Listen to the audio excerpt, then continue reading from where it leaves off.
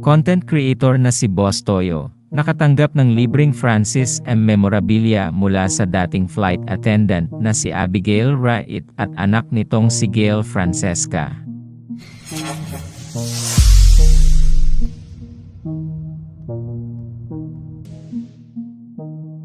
Sa bagong episode ng Pinoy Pawn Stars, muling binisita ng mag-ina ang shop ni Boss Toyo o Jason Luzada sa totoong buhay, upang ipakita sa kanya ang mga litratong kuha mismo ng late OPM rapper na si Francis Magalona noong siya'y miyembro ng Camera Club of the Philippines.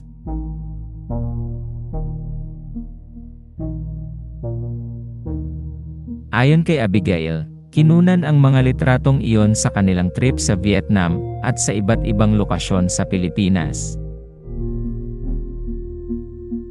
May nakalagay ring anulagam sa printed copy ng mga litrato ni Francis M.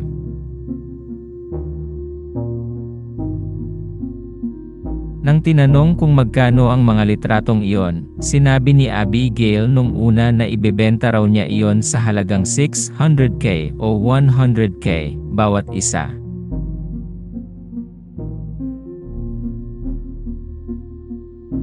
Pero sinabihan ni Abigail si Boss Toyo na hindi niya ibebenta ang mga iyon at sa halip ay ibibigay niya ito sa kanya ng libre bilang token of appreciation.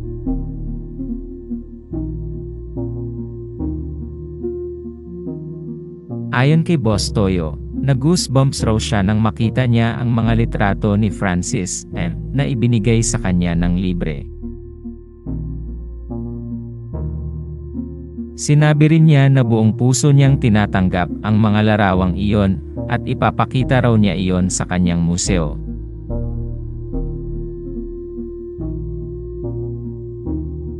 Hindi iyon ang kauna-unahang pagkikita nila ni Abigail at Boss Toyo sa shop.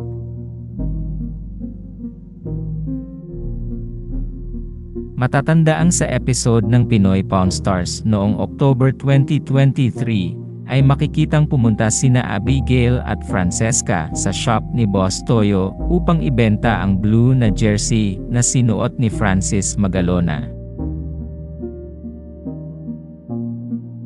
Nabenta ang damit na iyon sa halagang 500k.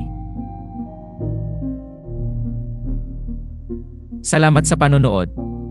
Huwag kalimutang mag-subscribe sa aming YouTube channel, i-like ang video na ito, at i-turn on ang notification bell.